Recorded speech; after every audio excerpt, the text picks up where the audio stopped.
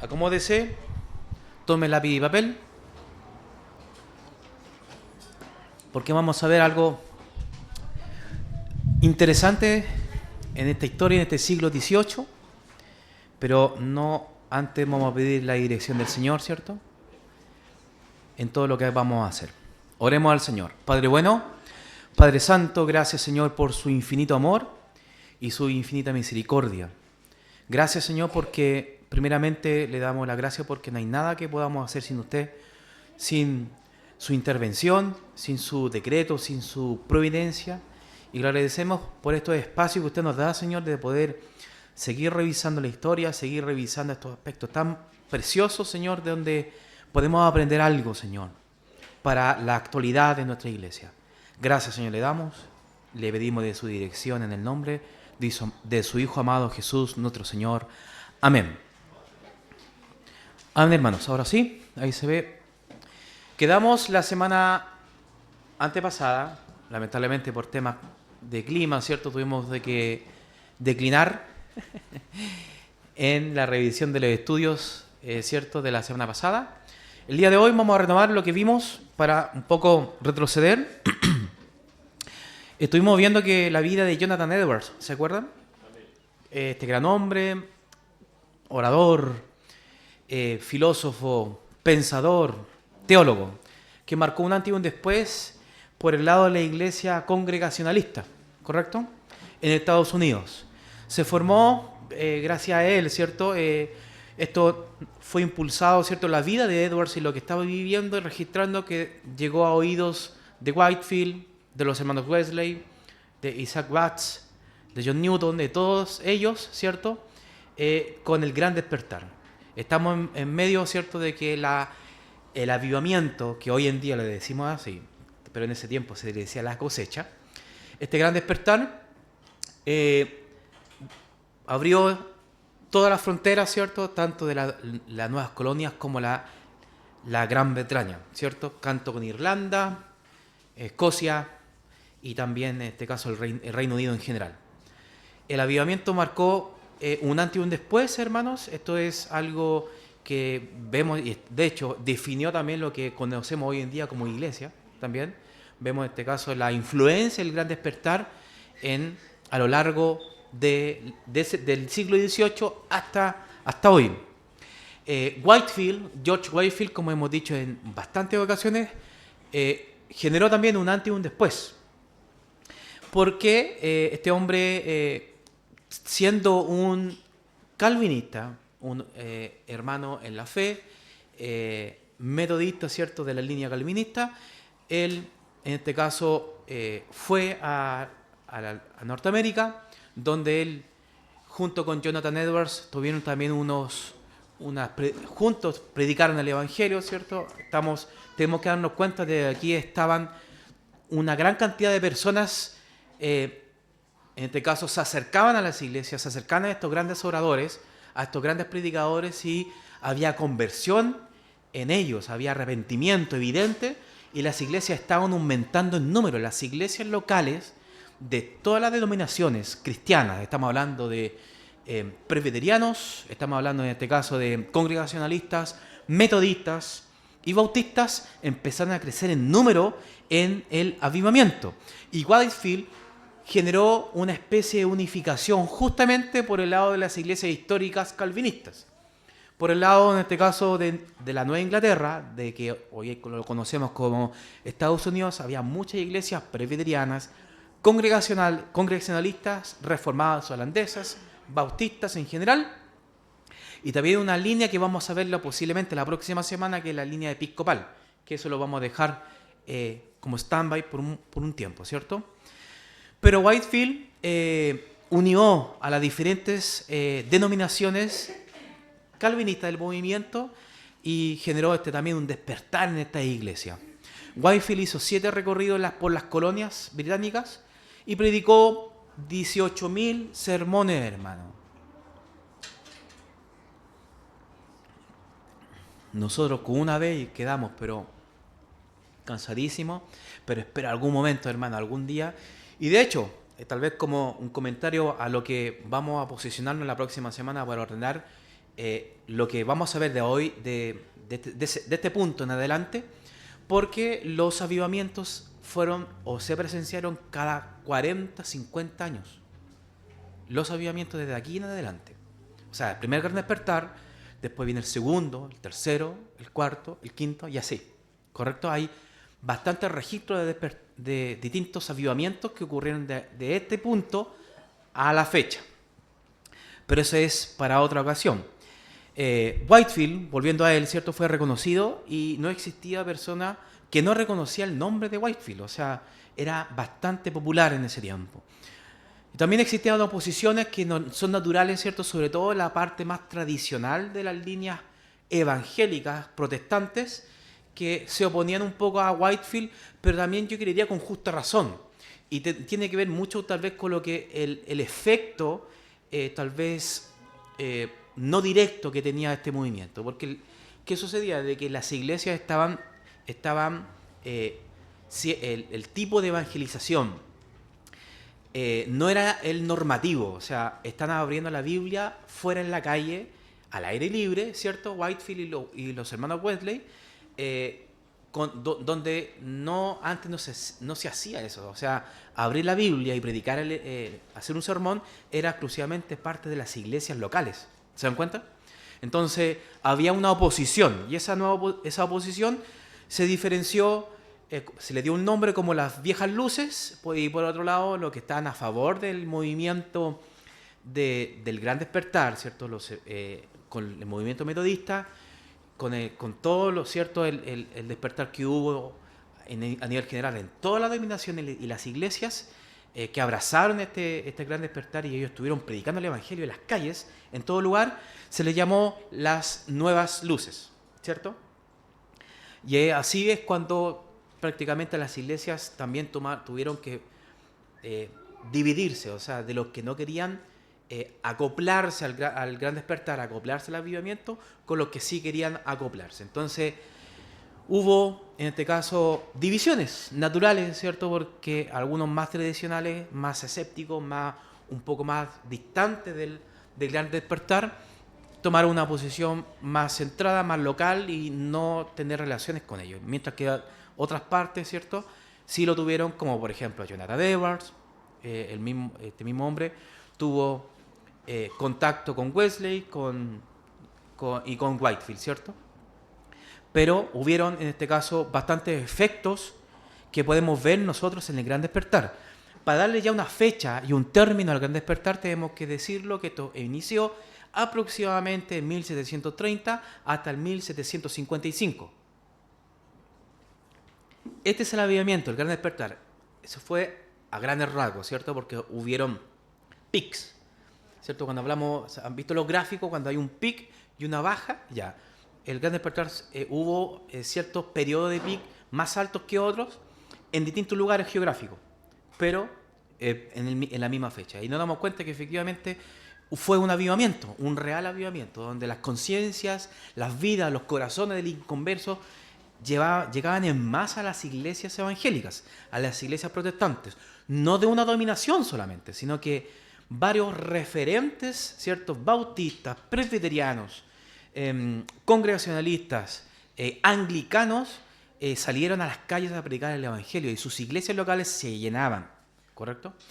Pero bueno, ¿qué efecto tuvo este gran despertar? Puso en evidencia la decadencia moral del mundo y de la propia iglesia. La iglesia, efectivamente, mis hermanos, estaba en decadencia. Las iglesias locales estaban muy lejos de la era puritana, ¿se recuerdan? 100 años antes estaban las confesiones de fe en su mayor esplendor. Westminster, Saboya, justamente la nuestra, la confesión de fe de 1689, estaba en su mejor momento, estaba en la era puritana. Y posteriormente a esa era hubo una decadencia tremenda y como que prácticamente nunca hubiese existido la era puritana. Era algo increíble que el hombre, ¿cierto?, el que esté tan mal y tal vez poco reconocido como el cristianismo nominal, donde iglesias que realmente habían personas pero no convertidas, hermano. Entonces ahí también vemos, ¿cierto?, ministros, los propios pastores, algunos de ellos no estaban convertidos. O sea, maestros enseñando en los púlpitos y que no estaban convertidos. Eso también llevó a este gran despertar, a este auge, a esta necesidad de un renuevo en las vidas, las vidas, ¿cierto?, de los ministros, de la iglesia en general. Estamos hablando de la iglesia no bautista, no presbiteriana, sino que la iglesia universal, la iglesia universal en general de ese entonces, ¿cierto? Una baja cantidad de membresía en la iglesia. Y eso es algo grave, hermano. El concepto de membresía de la iglesia en general, ¿cierto? Tal vez algunos conceptos distintos para algunos u otros, pero las membresías de las iglesias estaban muy bajas. O sea, no existía un compromiso en el pueblo de Dios a ser parte de la membresía. ¿Correcto? El evangelio no estaba siendo predicado en las calles. Hubo una conversión, pero no al evangelio, sino al tradicionalismo. ¿Correcto? O sea, no es una conversión al despertar de sus almas, sino que estaban haciendo una conversión a la confesión. ¿Se dan cuenta? Es cuando nosotros dejamos la doctrina solamente aquí, pero nos baja el corazón, como siempre en este caso nuestro pastor lo dice. Varios ministros de denominaciones empezaron a predicar en sus propias iglesias el evangelio. Inicialmente iniciaron las iglesias. El gran despertar inició en las iglesias. Y cuando ya la cosa no funcionó, salieron. ¿Se dan cuenta? Entonces, el gran despertar generó incomodidades. Y de hecho, muchos ministros fueron despedidos, ¿cierto?, de sus funciones o cambiados a otras iglesias porque la iglesia no quería escuchar el evangelio, hermano. Es tremendo de cómo queremos acomodar la verdad, ¿cierto?, para no escucharla. ¿Se dan cuenta? Queremos acomodarla a nuestro gusto. Queremos, tal vez, incluso en ese tiempo se estaba gestando de que ministros no podían decir tantas cosas si no eran despedidos. ¿Se dan cuenta? Entonces, era algo tremendo lo que estaba sucediendo. La sociedad retornaba al cristianismo cambiando los hábitos, tendencias y gustos. Y tal vez algo que quiero compartir con ustedes, hermano, que es este sermón, que es un libro de don Gilbert Tennent. Y este es tal vez una muestra, una radiografía de lo que está sucediendo, no con el pueblo de Dios como en sí, sino que con los ministros del pueblo de Dios. Hablamos de ministros, de pastores, ancianos, independiente tal vez de la denominación, porque algunos son obispos, presbíteros, ¿cierto? Pero en síntesis, las cabezas de las iglesias, los gobernantes de las iglesias, los oficiales, no estaban siendo convertidos. Y este hombre, Gilbert Tennent, que fue un pastor presbiteriano, hizo un libro que se llamó Un ministro no convertido y mostraba la salud del protestantismo de ese entonces. Pastores que no eran cristianos. ¿Cómo era la cosa? ¿Se dan cuenta, no? Así se gestó el gran despertar. Y de hecho, creería yo, y muchos tal vez hombres dan por sentado esta afirmación, que Jonathan Edwards fue lo primero que a los 13 años se dio cuenta de que habían hombres, pastores, ancianos de la iglesia y miembros de la iglesia no convertidos. Y eso fue como un celo en su corazón y que empezó a generar esta incomodidad en la congregación, en su iglesia puntualmente, predicando el evangelio. ¿Dónde predicó Edwards? Primeramente, en su iglesia. ¿Te dan cuenta? Entonces, era un auge. Eso es lo que estaba sucediendo en el despertar y que ocasionó de que la iglesia saliera a las calles a predicar el evangelio, y hubo una respuesta porque el Espíritu Santo estaba guiando los corazones de estos hombres. Esto también es algo también tremendo que, en resumen, hermanos, existió en las iglesias congregacionalistas, ¿cierto? Y esto es tal vez es como para agarrarse los pelos. Yo no tengo mucho aquí todavía, pero es como para agarrarse, hermano, los pelos y sacárselos y darnos cuenta de lo que nosotros podemos caer, hermanos. El pastor decía, no pensemos, en el estudio anterior, no pensemos que estamos lejos de esto, sino que esto es como una alerta en la historia de lo que estamos revisando nosotros ahora. Half-Way Covenant, el pacto a medio camino. ¿Qué quiere decir esto? De que habían tantos matrimonios. Estamos hablando de la tercera generación después de la Mayflower. ¿Se recuerda del barco puritano? En la época de Jonathan Edwards era la tercera generación de cristianos o de estadounidenses cristianos que estaban ahí. Ser parte de una congregación era parte vital, porque prácticamente las parroquias, las iglesias, ¿cierto?, eran prácticamente como el registro civil en este caso, de las colonias, donde llevaban el registro, ¿cierto?, de los bautismos. Pero ¿qué pasó? Que los pastores se daban cuenta que los padres de los niños que estaban postulando a ser bautizados, recordemos que el congregacionalismo es aspersión a niños, paido bautista, en este caso el movimiento congregacional. Y hay una cláusula que está en la Confesión de Fe de Savoy, que lo vamos a ver en la siguiente página, pero que dice de que tienen que ser uno de los padres convertido para que el niño sea bautizado formalmente con la congregación. Que se estaban dando cuenta aquí los ministros de que ni siquiera los padres, ninguno de los dos era convertido, pero tenían la necesidad de ser bautizados estos niños. No estaban siendo bautizados los niños porque los papás no estaban siendo convertidos al Evangelio. Entonces no podían recibirlo. Entonces, para regularizar ese tema, tuvieron que inventar este pacto medio camino de que le daban en este caso una licencia para recibir al niño, pero con el compromiso que los papás tomen, es como un compromiso a largo plazo de que sean después, futuramente, miembros de la iglesia. ¿Se dan cuenta? Y ahí se llenó, hermano, pues sí, el hombre es así, ¿no? Se llenó en este caso, justamente de familias, ¿cierto?, que optaban por el pacto a medio camino. ¿Y qué pasaba? De que no se comprometían con la membresía, no se comprometían con la iglesia local. Hombres que de la edad vivían en una mundanalidad, hermano, aparente, y eran parte del pacto del medio camino. ¿Se dan cuenta? Entonces, Edward vio vio este tema, y él obviamente reaccionó, ¿cierto? Y esto no puede suceder. Y por esa razón, Jonathan Edwards, ¿cierto?, por eso lo puse ahí en la fotografía, fue expulsado de la iglesia congregacionalista.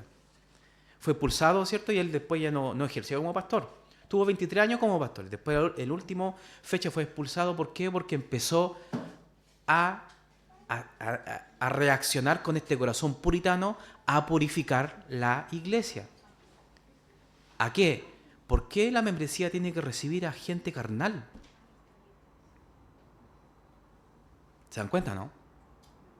Entonces, tremendo cómo nos damos cuenta de que un avivamiento es una respuesta a una decadencia de la iglesia. Y este avivamiento reaviva los corazones y también a las propias iglesias a seguir, en este caso, la gran comisión, la predicación del Evangelio. Se lo digo en términos bien técnicos. Capítulo 29, párrafo 4, del bautismo de la Confesión de Fe de Saboya de 1658. No es la nuestra, pero quiero mostrarle porque me gusta el tecnicismo. Dice el párrafo 4, no somos paidos bautistas, recuerden que somos bautistas, ¿cierto? Credo bautistas. Dice, no solo aquellos que realmente profesan la fe y obediencia de Cristo, sino también los niños de uno o ambos padres creyentes deben ser bautizados. Y solo esos. Savoy. Distintos somos nosotros, que siempre quiero compararlo, que nosotros en el párrafo 2 del mismo capítulo dice, aquellos que realmente profesan arrepentimiento hacia Dios, fe y obediencia a nuestro Señor Jesucristo, son los únicos sujetos apropiados de esta ordenanza. Los bautistas no tenían ese problema. ¿Se dan cuenta? Lo que genera una doctrina, el movimiento congregacional está siendo lleno de inconversos por esta situación y incluso siendo bien ortodoxos en esta posición, tampoco cumplían porque ninguno de los dos de los padres era convertido, ¿se dan cuenta, no? Entonces, un tema importante y que fue el auge, en realidad, del Gran Despertar. Se necesitaba rehabilitar, en este caso, la credibilidad de la iglesia. La iglesia estaba llena de carnales. Bueno, el dato mata el relato. La cantidad de personas que llegaron a las iglesias fue muy grande y los nuevos conversos en realidad mostraban fruto de una verdadera conversión. Eso causó el Gran Despertar. ya la iglesia empezó a purificarse. Hombres como Tennant, hombres como, en este caso, Edwards, Whitefield, Wesley, empezaron, en este caso, a ayudar a este propósito. Las barreras dominacionales se rompieron cuando los cristianos de todas las tendencias trabajaron juntos por la causa del Evangelio. Y eso es crucial, hermanos. Whitefield, en este caso, estando en Inglaterra, fue apoyado por el mundo reformado y recibido, ¿cierto? Y se trabajó junto a él. Hubo una preocupación renovada por las misiones, y ojo con eso, las misiones en ese tiempo estaban siendo revivificadas nuevamente. Los moravos tenían, en este caso, por excelencia, eran misioneros en su doctrina, ¿cierto? Pero ahora las dominaciones estaban viendo con buenos ojos nuevamente las misiones. Las universidades de Princeton, Rutgers, Dartmouth se establecieron como resultado directo del Gran Despertar. Algunos incluso han visto una conexión con el Gran Despertar y la Revolución Americana, que eso también vemos de que a causa de este corazón americano sobre la libertad, ¿cierto? También fue impulsada por el Gran Despertar. El Gran Despertar no solo revivió la iglesia americana, sino también revitalizó a la sociedad de las colonias británicas en Norteamérica. Los miembros verdaderamente convertidos ahora llenaban las congregaciones. ¿Se dan cuenta? Una limpieza, una purificación. ¿Se dan cuenta? En Nueva Inglaterra, durante el periodo de 1740 al 42, las membresías aumentaron de 25.000 a 50.000. ¿Se dan cuenta? Entonces había una necesidad real de ser parte del cuerpo de Cristo, de tomar responsabilidades, pero de hermanos en la fe, creyentes, convertidos, que eso es, en este caso, lo importante. Cientos de nuevas iglesias se formaron para adaptarse al crecimiento de la asistencia de la iglesia. El Gran Despertar impulsó el deseo de una experiencia genuina de conversión y un testimonio público de fe. Despertó el deseo por el evangelismo, las misiones, la teología y la piedad. ¿Correcto? Eso fue lo que generó en este caso el Gran Despertar. La herencia del Gran Despertar. ¿Qué cosas podemos ver tangibles? En este caso, la herencia que nació el movimiento metodista con dos corrientes, ¿cierto? Que lo hemos dicho, lo hemos visto históricamente, revisado también la confesión, que es la teología calvinista, por un lado, y lo que vamos a ver el día de hoy, la teología, en este caso, wesleyana, que es por el lado arminiano. Resurgió el puritanismo anglicano, ojo con eso, dando el inicio del movimiento evangélico en Inglaterra. Recordemos de que el concepto de evangélico es muy distinto que el concepto que existe de acá, nacionalmente, al concepto de allá de Inglaterra. El evangélico en Inglaterra adoptó un nuevo despertar, un anglicanismo puritano. Entonces, totalmente fue también la herencia del Gran Despertar. El nacimiento de nuevas ramas del protestantismo que tienen como origen el metodismo, nuevamente, y eso es... Después tengo que mostrarles, la próxima semana se lo voy a mostrar, el nuevo árbol, porque el metodismo pasó a ser como el árbol principal, la rama o el tronco principal de otras denominaciones más que desprenden de ahí mismo, del metodismo. Pero es tremendo como también impulsó a nuevas denominaciones. Y el Gran Despertar fue el puntapié histórico del resto de los demás avivamientos que surgió hasta el siglo XX, hasta el siglo pasado, ¿cierto? Hubieron más avivamientos, y esto es lo que vamos a ver tal vez en una línea cronológica, que cada 40, 60, 50 años hay un avivamiento. Ahora, lo que tenemos que sopesar es qué clase de avivamiento es, o si realmente puede darse el nombre de un avivamiento. Y yo quiero recordar esto, que fue una predicación que cuando nuestro pastor estuvo de vacaciones, en el verano, pero del 2023, el pastor Elías Vargas vino acá, ¿cierto? Y dio una exposición respecto a esto mismo. Y justamente estaba de moda lo que estaba pasando en Estados Unidos de Asbury, ¿cierto? ¿Se recuerdan? Donde habían parecía casi una Teletón, hermano, porque era como 48 o no sé cuántas horas de de adoración, de adoración, de adoración, pero hermanos, pero ahí quedó. Y a muchos de nosotros que tal vez veíamos con una neutralidad el movimiento, porque hay que mirar, hermanos, hay que observarlo, hay que ser también no mal hablado, por así decirlo, con cada cosa que está sucediendo, pero hay aspectos importantes que podemos recoger de los avivamientos. Y los avivamientos tienen estos 4 distintivos que, según Packer, hay 10, pero nuestro pastor enfatizó en 4. Primeramente, la predicación del Evangelio, ¿cierto? Los avivamientos se caracterizan porque la predicación del Evangelio empieza a llenar cada rincón del lugar que está ocurriendo el avivamiento. O sea, era una predicación real del Evangelio y no una predicación humanista o moralista, ¿correcto? No es que no, tienes que portarte bien porque el Señor te va a bendecir. No, eso, hermano, no es así. Si una predicación del Evangelio, lo que estuvimos hablando hoy día con la confesión de fe, ¿cierto? Respecto a las doctrinas fundamentales, hermano, como la es la justificación por la fe, como la gracia, ¿correcto? La ley de Dios, la predicación real del Evangelio, el concepto real del Evangelio, llevar al arrepentimiento, la libre oferta del Evangelio, ¿cierto? Sabiendo que el Señor, Él es que recoge, ¿cierto?, su cosecha, y Él llama a las almas al arrepentimiento. Pero nosotros predicamos el Evangelio, entonces hay un distintivo. El otro, el arrepentimiento verdadero. Hermano, arrepentimiento verdadero, o sea, un cambio de mente, un cambio de dirección, no pasar, ¿cierto?, por un sentimentalismo, un remordimiento en vez de arrepentimiento y después seguimos igual como estábamos.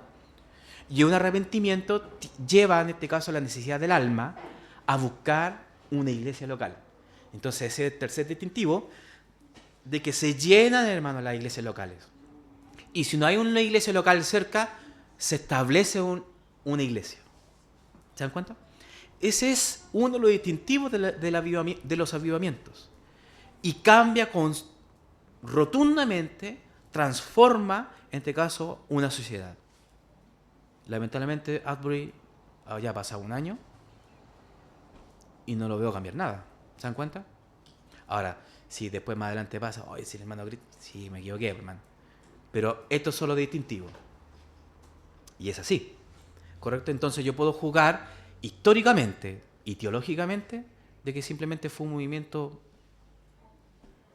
que no hubo mayor repercusión que solamente tener un espacio tal vez de adoración, porque más que en adoración es evangelio, es palabra, arrepentimiento.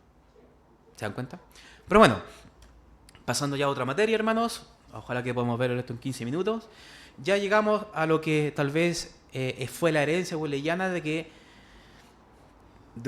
cuando hablamos de John Wesley, ¿cierto? Que fue lo que se mantuvo en el tiempo. Si bien el metodismo calvinista sí se mantuvo, pero estuvo ligado a Irlanda, pero a Irlanda, a ciertos sectores, ¿cierto?, del Reino Unido, tuvo presencia, por si no lo sabían, aquí en Chile también, en Coquimbo, en el año justamente antes de la Guerra Civil. Hubieron metodistas calvinistas aquí en Coquimbo, en las mineras, sobre todo, pero no fue tan explosivo como lo fue el metodismo wesleyano, lamentablemente. Si no, hubiésemos tenido tal vez iglesias metodistas calvinistas que puro Whitefield tal vez predicando el evangelio por ahí, ¿cierto? Pero es así. Lamentablemente el metodismo de hoy, un saludo a los metodistas, pero no es el mismo metodismo de ayer. Un tomate va a llegar virtual, ¿te imaginas? Bueno, dice, a pesar de que Wesley no tenía la intención de formar una nueva denominación, varios factores contribuyeron a la separación del metodismo de Iglesia de Inglaterra. John Wesley nunca dejó de ser anglicano. Ojo con eso. Nunca dejó. De hecho, murió como pastor anglicano o como ministro anglicano. Y, de hecho, es un aspecto más legal ahí. Lo que él hizo fue nombrar como superintendente a don Thomas Coke, ¿cierto? Y cuando hizo eso, fue fue como, por así decirlo, castigado por el anglicanismo y llegó, en este caso, ya la separación era evidente, pero Wesley siempre fue anglicano. Nunca él se autodenominó como obispo del metodismo. ¿Se dan cuenta? Bueno, aunque no adoptó formalmente el título Wesley de superintendente u obispo o responsable o cabeza del metodismo, pero en estricto rigor sí fue, pero en el papel no, desempeñó un papel similar al supervisar y organizar las sociedades metodistas. Las sociedades metodistas son pequeñas iglesias, ¿cierto? Que no tenían el nombre de iglesia, pero sí se reunían y finalmente sí cumplían con este caso, con la función de iglesia, ¿cierto? Ellos tenían sociedades, conferencias anuales y predicaciones itinerantes, ¿cierto? Entre ellos la ordenación de ministro por parte de Wesley sin la autorización de los obispos anglicanos y la creciente organización independiente de las sociedades metodistas llevó finalmente al desprendimiento formal del metodismo como una rama independiente del anglicanismo. Pero en estricto rigor el metodismo fue anglicano. ¿Se dan cuenta? Entonces es importante hacer esa aclaración. Para el año 1767 el metodismo contaba con 26.000 miembros, 100 predicadores, 41 circuitos en Inglaterra, Irlanda, Escocia y Gales. Recordemos que esto fue a caballo, ¿cierto? Siempre arriba de un caballo era parte, en este caso, bien común, como el transporte público era el caballo en ese entonces. Ellos también andaban en caballo predicando el evangelio y a cada pueblo. El metodismo a caballo, ¿cierto? Aquí tenemos a este varón, Thomas Coke, que fue el primer superintendente del metodismo y lo ordenó, ¿cierto? Wesley en 1784, antes de su muerte, y fue un acto significativo que dio, en este caso, comienzo a una estructura eclesiástica formal, ¿correcto? Aquí formalmente el metodismo se formó con este hombre, en vida todavía Wesley, pero como que le dio la firma y se escondió. Pero finalmente el metodismo pasó a ser formalmente una dominación. En América del Norte, en este caso en Estados Unidos, empezó el metodismo, aparte, ¿cierto? Aparte del anglicanismo, y se llamó el metodismo episcopal. Y no podemos confundir el metodismo episcopal con otra rama del protestantismo que se llama también lleva el mismo nombre, pero sin apellido, el movimiento episcopal. Metodismo episcopal y el movimiento episcopal. Son dos cosas diferentes que vamos a verlo la próxima semana. Bueno, John Wesley murió en 1791 y, estos hombres generaron una estructura con la dirección justamente de Thomas Coke y de Francis Asbury. La conferencia de Navidad de 1784 marcó la fundación formal de la Iglesia Metodista Episcopal en Estados Unidos. Durante esta conferencia se adoptó una versión temprana del libro de la disciplina que establecía la organización de las reglas de la nueva iglesia. La regla de disciplina fue inicialmente hecha por John Wesley, que es un libro, ¿cierto?, donde prácticamente es como un libro del ministro, que muchos, tal vez algunos podrían conocer, pero es como una guía, ¿cierto?, de la eclesiología prácticamente del movimiento metodista. Quiero mostrarles, ¿cierto? No se ve nada tal vez al fondo, pero es la rama, ¿cierto?, de que se desprendió la iglesia metodista primitiva y en paralelo salió la iglesia metodista episcopal metodista, donde ahí estuvo la iglesia episcopal metodista africana, la iglesia episcopal metodista africana de Sion, la iglesia protestante metodista, y hay unas subfusiones que unas se fusionan con otras, y de hecho hay una fusión también con el movimiento episcopal protestante. Entonces hay varias cosas que sucedieron aquí, tal vez no nos vamos a confundir, pero en realidad tuvieron historia. El metodismo se estableció, llegó a todos los lugares y también a nuestro país. Y eso después nosotros tenemos que revisar qué pasó con los metodistas aquí en Chile y qué resultado fue, y sobre todo en el tiempo de que llegó el metodismo aquí al puerto de Valparaíso, qué ocasionó el metodismo y cómo se transformó después en lo que hoy conocemos como metodismo pentecostal. Entonces eso es para otra ocasión. La organización metodista Ellos tienen una conferencia general, que es un cuerpo legislativo supremo de la Iglesia Metodista, se reúne cada 4 años y está compuesto por delegados laicos y clérigos elegidos por las conferencias anuales, a grandes rasgos. La conferencia también está la general, la anual, que es supervisado bajo en este caso la iglesia de un área geográfica, incluyendo la asignación de pastores, iglesias locales y la administración de programas y la supervisión del bienestar espiritual de los miembros. Distritos. Hay distritos supervisados por superintendentes de distritos. Estos superintendentes son ministros designados para apoyar y supervisar las iglesias locales. Y por otro lado está lo que conocemos nosotros como las iglesias locales. ¿Se dan cuenta? Es una organización entera de que en realidad es piramidal. ¿Se dan cuenta? Se llega en este caso a una estructura en bloque, pero piramidal finalmente. El gobierno metodista se conforma por un obispo, que es el líder supremo, en este caso que lleva la conferencia anual, los superintendentes de distrito, el pastor local, los líderes laicos, que son parte de la iglesia local, el consejo administrativo de la iglesia local, que otras funciones que cumple, comités y equipos de ministerio, y que esos están enfocados en áreas específicas de misiones, ministerios, etc. Entonces, ahí vemos también nuevamente la organización como un episcopado, ¿no? Pero es así como se relaciona y en este caso se organiza la iglesia metodista. Si ustedes, hay algunos que tienen otro tipo de concepto, de hecho, pero esto es un estricto general, porque hay iglesias metodistas como distrito, lado argentino, lado chileno, lado brasilero, ¿cierto? O Norteamérica. Entonces, estos distritos pueden tener otros tipos de funciones, otro tipo también de roles y líderes. Entonces, pero en estricto rigor siempre va a haber un obispo, va a haber un superintendente y un pastor local. Muy parecido, de hecho, a lo que vemos el anglicanismo.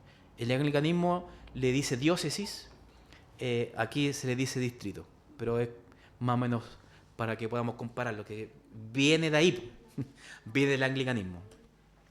El pensamiento de Wesley, ¿cierto? Y la herencia metodista, bueno, ahí está una estructura de más o menos de cómo ellos ven, en este caso la doctrina, cómo se relaciona tanto la doctrina, la tradición, la experiencia, ¿cierto? Son como los bloques generales de la teología wesleyana. Por un lado tenemos la razón, la tradición y la experiencia. Y finalmente está en el centro la Biblia, que marca en este caso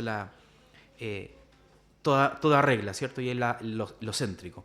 Bueno, el pensamiento wesleyano y la herencia metodista, ¿qué herencia nos dio? Vivió, en este caso Wesley, como un evangelista. Llamó multitudes al arrepentimiento y a la fe en Jesucristo. Reunió a los conversos en sociedades para su edificación mutua. A causa del avivamiento metodista, no dio cabida, hermanos, a la revolución sangrienta de Francia, a partir de la proclamación del Evangelio. Y esto es algo tremendamente necesario de comentar. Vimos hace ya bastantes meses atrás la Revolución Francesa, ¿se recuerdan? La Revolución Francesa, a través de la Ilustración, del pensamiento de la Ilustración, empezó a tener bastante brazo, ¿cierto? Y expansión con Napoleón, ¿correcto? Y toda su obra. Y eso también había una influencia en el pensamiento de la sociedad y sobre todo de la burguesía. Ay, se me olvidó el nombre de la... ¿Cuánto no? Del proletariado, claro, exacto. De la sociedad baja, ¿cierto? Del pobre, etc. Entonces, esto generaba un ánimo de revolución. Y gracias al Evangelio, gracias al movimiento metodista, gracias a todo lo que se vivió en el Gran Despertar, hubo un freno en la revolución. Por eso nos llegó a Inglaterra. ¿Se dan cuenta? Y por eso nos llegó a Estados Unidos, y Estados Unidos vivió su revolución americana, pero con sabor a, si bien obviamente con una inspiración, un punto de vista mirándolo desde afuera de la revolución, ¿cierto? Pero en realidad fue muy distinto los dos aspectos. En este caso, el conflicto americano con el conflicto francés. Fueron dos aspectos distintos. Y el Evangelio, la predicación del Evangelio, frenó la revolución francesa entrara a Inglaterra. Y eso es un hecho. No, Wesley, ¿cierto?, no profundizó en sus escritos sobre el concepto de santidad perfecta, lo que generó que futuros movimientos hayan tomado literalmente dicha enseñanza, gestándose el perfeccionismo. ¿Qué quiere decir esto, hermano? Nosotros hablamos respecto sobre todo a la confesión de fe, hablamos que vamos a llegar a un momento en que nosotros con la santificación progresiva, cada día nuestros corazones, nuestras vidas van a ir perfeccionándose en el Evangelio, ¿correcto? Pero no vamos a llegar a la perfección. Esa perfección lo tiene el Señor Jesucristo, y nosotros cuando lleguemos a tener el cuerpo glorificado vamos a estar, en este caso, vamos a llegar a esa perfección, ¿cierto? Ya. Wesley no creía mucho en eso, pero tampoco lo zanjó, dejó como un poco la puerta entreabierta en el concepto de la santidad perfecta. Él creía que se podía alcanzar en vida. Entonces, eso ocasionó de que las otras denominaciones posteriores a Wesley, como en este caso el movimiento pentecostal, tomara en este caso la posición que de el perfeccionismo, en este caso que sí se puede alcanzar la santidad perfecta. También un énfasis en la experiencia personal como un pietismo renovado también pudo haber influenciado en los futuros movimientos, los movimientos influenciados por el metodismo. O sea, este pietismo, ¿cierto?, esta énfasis en la experiencia también da cabida a este declive de las confesiones de fe en el futuro. Porque si se dan cuenta, ya Wesley, un poquito más adelante acá, ya las confesiones de fe empezaron a achicarse, ya son 24 artículos. ¿Se dan cuenta? Nosotros tenemos 32. ¿Cuántos los artículos eran de la fe anglicana? ¿Se recuerdan? 30, 39. Entonces ya Wesley empezó a achicar un poco la cosa. Y aquí no hay precedentes, aquí empiezan a achicarse las confesiones de fe al punto de después las otras denominaciones no existen confesiones de fe. ¿Se dan cuenta? Vamos a retroceder rápidamente. Entonces, un énfasis, ¿cierto?, en la experiencia por sobre la doctrina. Y eso es lo que estas puertas entreabiertas, porque estoy seguro de que Wesley no era la intención de él generar estos aspectos, pero como dejó estas puertas entreabiertas, no sistematizó, no cerró la idea, porque posteriormente falleció. ¿Se dan cuenta? Entonces, hartos aspectos generaron también de este movimiento en este caso, influencia en los futuros movimientos del siglo XIX y XX. El movimiento, a causa del contexto del avivamiento, tiene una inclinación al ecumenismo, y eso también hay que tener como un poco del cuidado, porque existen muchísimas, en este caso, corrientes de que buscan la unidad de la Iglesia, ¿cierto?, pasando a llevar toda doctrina, o prácticamente para poder nosotros unirnos a otras denominaciones, que a esconder prácticamente la mano, ¿cierto? Hay que bajar los estándares de las doctrinas, y eso también es algo que vemos en este movimiento que posteriormente se formó y causó el ecumenismo tal vez protestante, pero eso es para otra ocasión. La teología wesleyana, ¿cierto?, se dicta o se compone de actas doctrinales, ¿cierto? Son discusiones, en este caso la teología wesleyana se compone de predicaciones, de artículos, de comentarios de Wesley, ¿correcto?, que generó a lo largo de su vida, y eso lo toman como para sí, como en este caso como parte de sus doctrinas. Sermones también de John Wesley también lo tienen registrado, lo guardado, y son parte también de su doctrina. Notas explicativas de ciertos temas, de ciertos comentarios, de ciertos libros, también ellos lo toman como parte de su teología. Y obviamente los 24 artículos de fe, que justamente se los había yo comentado. Estos artículos, que son 24, habla de la Santísima Trinidad, del Padre y el Hijo de Dios, que fue hecho muy hombre, de la resurrección de Cristo, el Espíritu Santo, la suficiencia de las Sagradas Escrituras para salvación, el Antiguo Testamento, el pecado original o nacimiento del pecado, el libre albedrío, la justificación del hombre, de las buenas obras, las obras de supererogación, el pecado después de la justificación, de la iglesia, del purgatorio, los sacramentos, la cena del Señor, el bautismo, el matrimonio, ritos, etc. 24 puntos, ¿cierto? Que en realidad son un resumen, no sé qué tanto fue el resumen, pero fueron 24 artículos que Wesley resumió y sacó de las 39 artículos de la fe anglicana. Como siempre, yo les traigo más o menos unos datos interesantes y con esto terminamos. Que la fe, estos 24 artículos se componen de estos títulos que siempre quiero mostrarles para que podamos en este caso sopesar, ver la diferencia, ¿no? Dice respecto a la cena del Señor, dice: la cena del Señor no es solamente signo del amor que deben tenerse entre sí los cristianos, sino más bien el sacramento de nuestra redención por la muerte de Cristo. De modo que para los que digna y debidamente con fe reciben estos elementos, el pan que partimos en la participación del cuerpo de Cristo y asimismo la copa de bendición en una participación de la sangre de Cristo. Ellos ven esto como un sacramento, distinto tal vez a lo que vemos nosotros como una ordenanza, ¿correcto? De los sacramentos, ahí justamente está la explicación. Los sacramentos instituidos por Cristo no son solo señales, ¿se dan cuenta? Ellos ponen explícitamente lo que ellos creen, o signo de la profesión de la fe de los cristianos, sino más bien un testimonio seguro de la gracia y la voluntad de Dios para con nosotros, por los cuales obra Él en nosotros invisiblemente y no solo aviva nuestra fe en Él, sino también la fortalece y la confirma. Los sacramentos instituidos por Cristo nuestro Señor en el Evangelio son dos, a saber, el bautismo y la cena del Señor. El bautismo, algo interesante también, que vemos en el movimiento metodista, que ellos son paidobautistas, dice: el bautismo no es solamente signo de profesión y nota distintiva por el cual se distinguen los cristianos de los no bautizados, sino también signo de la regeneración o renacimiento. El bautismo de los párvulos debe conservarse en la iglesia, según en este caso el movimiento metodista. Y el concepto de Espíritu Santo, el Espíritu Santo, me gustó esta porque lo extrae justamente del credo apostólico, ¿cierto? Del credo apostólico, el credo de Nicea, donde dice, el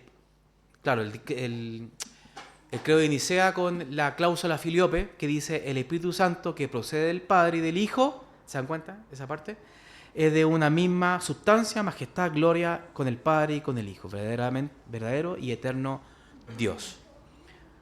Aspectos distintos, obviamente que hay diferencias con la nuestra, pero vemos que al fin y al cabo fue un resumen de los 39 artículos de la fe anglicana. El metodismo fue importante para ese siglo y marcó un antes y un después en el protestantismo. Ya así como nosotros hemos terminado. La próxima semana tenemos que ver el movimiento episcopal, ¿correcto? Con algunas distinciones, ¿cierto? Y conexiones que tienen con el anglicanismo. Pero es importante saber de que ya tenemos que pararnos en ver y proyectarnos, ¿cierto? Cuáles fueron las causas y posteriormente qué pasó con nosotros también los bautistas particulares en este siglo, en el siglo XVIII, sobre todo a finales del siglo XVIII. ¿Qué pasó con la Iglesia Bautista Reformada? ¿Dónde estaba? ¿Qué pasó con las misiones? ¿Qué pasó con qué estaban luchando? ¿Cierto? Que es lo que necesitamos saber para también prepararnos nosotros aquí en este siglo. ¿Amén? ¿Dudas? ¿Consultas? ¿Aportes? Harta materia, ¿se dan cuenta? Bastante materia. Pero este siglo XVIII va a ser así y el XIX va a ser mucho más. Pero es importante, hermano, revisarlo. ¿Oramos al Señor? ¿Está bien? ¿Les parece? Padre bueno, Padre santo, gracias, Señor, por su amor, su misericordia, por todo lo que usted nos da y por todo, Señor, lo que podemos nosotros hacer en este espacio, Señor. Gracias porque podemos prepararnos, revisar todos estos textos, esta conexión histórica, Señor, con la iglesia primitiva, con la iglesia universal, donde vemos, Señor, la importancia del Evangelio, la importancia de una membresía regenerada, la importancia, Señor, de ser comprometidos con la fe. Ayúdenos, Señor, también a tener esa importancia en nuestra iglesia y que estos errores, Señor, que cometieron, Señor, lamentablemente su pueblo en la antigüedad, nosotros no los cometamos y podamos estar, Señor, apercibidos a la doctrina, apercibidos a su palabra. Gracias, Señor, le damos en el nombre de su Hijo amado Jesús. Amén.